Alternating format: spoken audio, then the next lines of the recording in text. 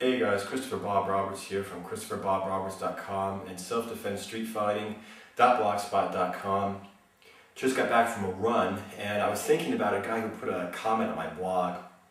It was about this article that I wrote about how bouncers make the best self-defense instructors. And he was pretty cool, he's pretty respectful. He's like, yeah, you made some good points, but I don't agree with everything you said, and my martial arts training helped me when I was working as a bouncer, or when I was hanging out with a buddy of mine who works as a bouncer and I helped him. Okay, I'm not saying that all martial arts instructors are bad. I'm just saying that bouncers, my experience is that a good bouncer, not some guy wearing a suit in the back of a really nice, noble club that never seen a fight in his life, but somebody who works in a shithole like I always made sure I worked in, because other than that, it's a waste of time for me. Nothing to learn in a place where there's not going to be a fight, right?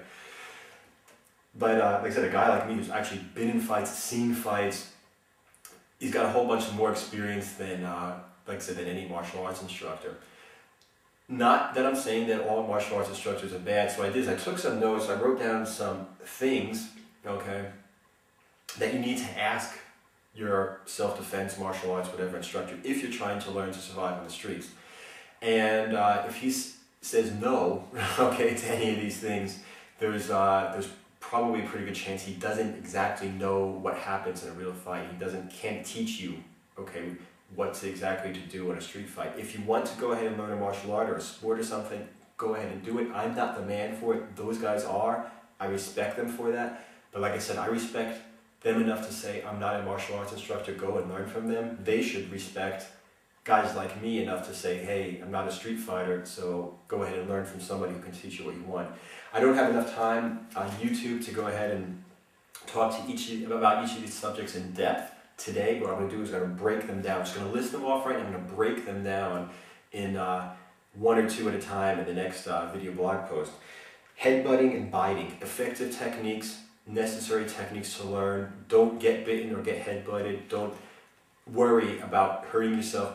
You need to learn these techniques, period. Okay, enough said. If a guy says that they're useless or that you don't need to learn them, bullshit. Okay, running away is not always the answer. I know I'm going to have all kinds of bad comments about this. I don't care. I'm going to get into this in a very own, okay, video blog post about how running away is not always the answer. As a matter of fact, it's usually not the answer unless, point 3, situational awareness, okay, is being used. Situational awareness basically means being aware, knowing what's going on, raising or lowering your level of consciousness, your level of awareness, and if your situational awareness is good, you might be able to see a threat in time to run away.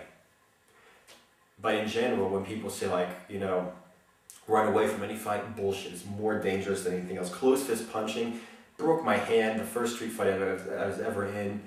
That was like almost 20 years ago, and my hand is still screwed up, okay, because of it.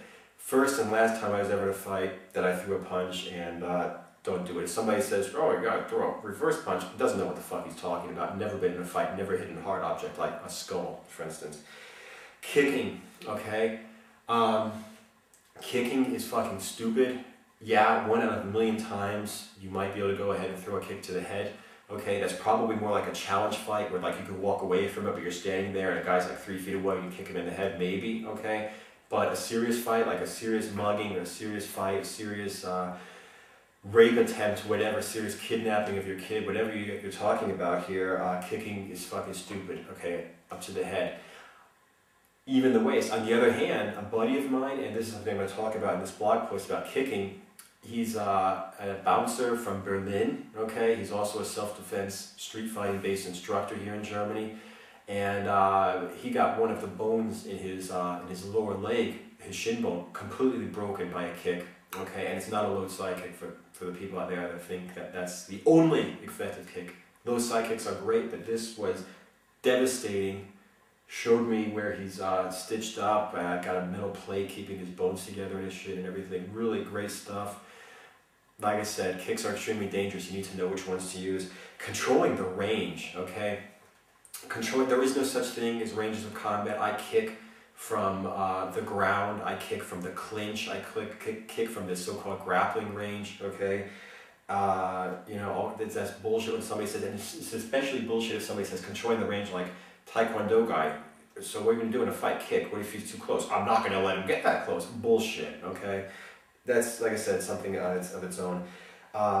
Clothing, okay? Right away. What if the woman's wearing a dress down to her knees, okay? What if she's wearing high heels? Is she going to run away? It's like, I think I could probably do, like, you know, a 400-meter dash in the time that she needs to do, like, a 100-meter dash, you know? So give her an incredible, you know, amount of distance in the beginning before I even take off, and I'd still be able to catch her and stab the shit out of her with my knife, okay? So like I said, just, you know, clothing in general, you need to think about that and the way it's going to affect you.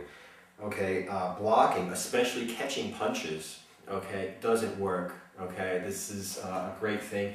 Watch K1, watch any kind of a karate fight. Those are, you know, some of the guys that are just like the best in the world. Watch a karate fight, some kind of kumite, if it's full contact, or Kyokushin, knockdown karate, whatever, or if they're like wearing these pads. I don't know enough about karate, but I've seen enough of it, and those guys aren't blocking shit, okay? And they're the best in the world. They train at it all the time and still don't block shit, okay? There are ways to make sure you don't get hit, but it has nothing to do with like being, you know, blocking, or especially like I said, catching a punch and throwing at the guy, or doing an arm lock. I've thrown people, I've used arm locks, had nothing to do with blocking a punch and then catching the arm and shit like that, okay?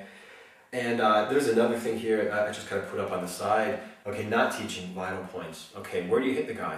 In the head. Head's a big fucking place, okay? You can do anything from break your hand or your foot to knock a guy in his ass by hitting him in the head. You know, hit him in the face. What the face? Was that the forehead? I mean, what the hell is it? That's also the part of the face, isn't it? Okay? Like I said, there are a bunch of targets you need to learn, and I'm going to talk about this in a blog post. Like I said, if a guy goes in, he's like, hit him in the face. Bullshit, okay?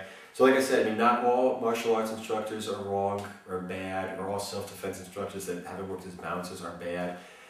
They don't have the, period, they do not have the same experience that a good bouncer does, but on the other hand, like I said, I'm not saying they're bad, I'm just saying, go ahead and ask them some of these questions. Don't take out a piece of paper, just, you know, hey, by the way, what do you think about this? Or do you teach headbutting? What do you think about biting? And something like this.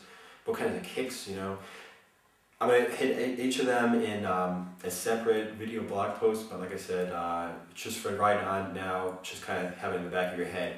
Go ahead, if you want, hit me a comment on selfdefensestreetfighting.blogspot.com, and make sure you go ahead and join my Facebook fan page, Self-Defense Street Fighting on Facebook.